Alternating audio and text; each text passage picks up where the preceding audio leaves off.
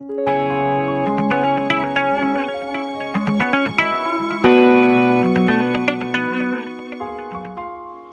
साथियों,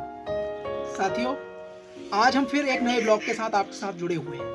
आज हम अनरपा के दूरस्थ गांव में, जहां पर शहीदों की भूमि की बात करी जाए, अच्छे शिक्षकों की बात की जाए या फिर सेना के अंदर उच्च बलिदान की बात की जाए, अलग अलग माध्यम में अपनी सेवानिवृत्ति दे रहे लोगों से हमारी मुलाकात आज इस ब्लॉग के माध्यम से हम करने वाले हैं। आज हम उत्तराखंड के लोहाघाट विधानसभा के अंदर चालसी पट्टी के अनरपा में हम पहुंचे हुए हैं। अनरपा के अंदर आज हम यहाँ पर पद्म विभूषण सम्मान से सम्मानित हैं डॉक्टर श्री कृष्ण जोशी जी के घर पर आज हम पहुंचे हुए हैं और हमारे साथ आज राष्ट्रपति सम्मान से सम्मानित हमारे बीच में श्री केशव जोशी जी भी हैं। उनसे पहले उनका साक्षात्कार आपसे करवाएंगे और उसके बाद जानकारी जुटाएंगे यहाँ पर हमारे पद्म विभूषण सम्मान से सम्मानित जोशी जी से।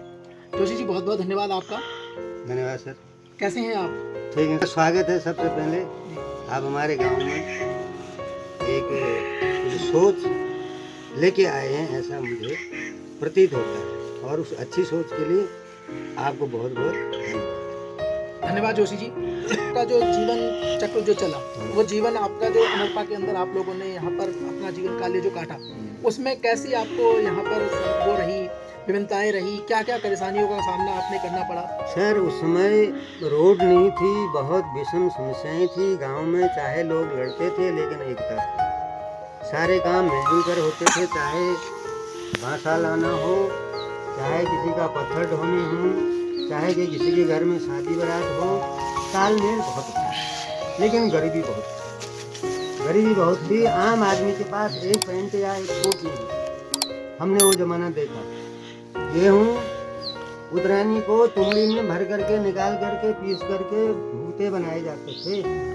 आप राष्ट्रपति सम्मान से भी सम्मानित किए जी, और आप प्रवक्ता भी रहे हैं। प्रवक्ता भी रहे और आपकी बहुत सारी पुस्तकें जो है वो छप भी चुकी हैं, जिसमें आपने उत्तराखंड के शोध के बारे में, उत्तराखंड में जो जो चीज़ें घटित होती हैं उनके बारे में भी इसमें पुस्तक में जो जानकारी जुटाकर आपने लोगों तक प्रकाशित की है।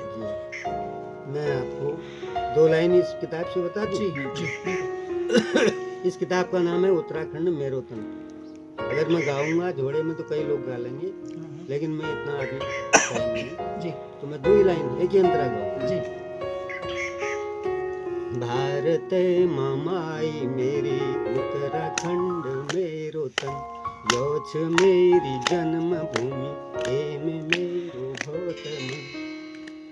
इन हमर मंडल रंगीला कुमाऊं गढ़वाल छन। इन हमर मंडल रंगीला कुमाऊं गढ़वाल छन। ऊंचा नीचा डांडा बिचा सीढ़ीदार ढाल छन। ऊंचा नीचा डांडा बिचा सीढ़ीदार ढाल छन। जग जगों में जग मंदिरा, जग जगों में जग मंदिरा, घंटी बाजी टनाटन। जग जगों में जग मंदिरा, घंटी बाजी टनाटन। योछ मेरी जन्मभूमि एम मेरो भौतमन। भारत ममाई मेरी उत्तराखंड मेरो धन। योछ मेरी जन्मभूमि एम मेरो भौतमन। योछ मेरी जन्मभूमि एम मेरो भौतमन। जैसे हम लोग बैठे हुए हैं यहाँ पर एस के जोशी जी की हम बात करें, तो मैं आपसे ये जानकारी ये चाह रहा था कि जो हमारे जोशी जी हैं, जिन्हें पद्म विभूषण सम्मानित किया गया, उनका जो बाल्यकाल रहा वो यहाँ पर कैसा रहा? सर, हम तो वो हमारे पिताजी के समकक्ष थे। हमने उनको बहुत बड़ी उम्र में देखा।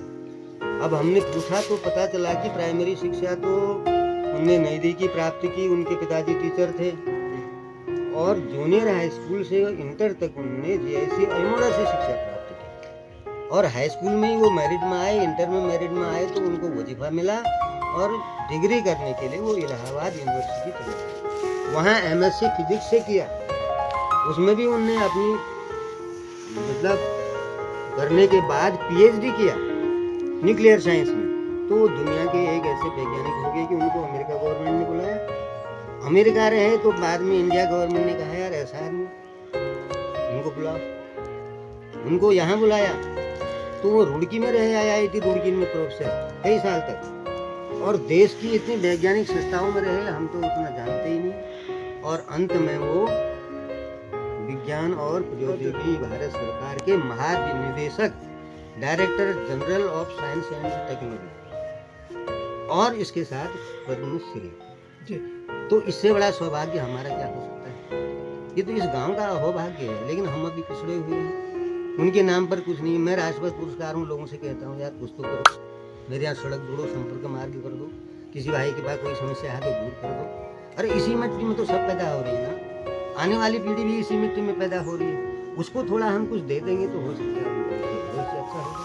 तो गुरुजी, जैसे उनके परिवार के अंदर उनके पत्नी की अगर बात की जाए, उनके बच्चों की बात की जाए, तो वो लोग यहाँ पर हैं या फिर? उनकी ससुराल है जीवन चंद पुनेठा लोहाघाट, उनकी दुकान है। वो लोहाघाट के जाने माने सेठ थे। उनके नाम से बेनीराम पुनेठा इंटर कॉलेज नहीं पढ़ा। तो पत्नी है उनकी अभी, और एक लड़का अमेरिका में ही, वो बड़ा ही वैज्ञानिक है। अच्छा, उनके बेटे भी वैज्ञानिक हैं? जी। दूसरा लड़का तो पत्नी जो है उनकी वो यही रहती है? वो गुड़गांव में उनके निवास बना, गुड़गांव में निवास बना रखा है। दोनों भाई, दूसरे छोटे भाई जगदीश चंद्र जोशी हैं, वो भी PhD हैं, भोपाल यूनिवर्सिटी से, कुमाऊं यूनिवर्सिटी से PhD किए हैं।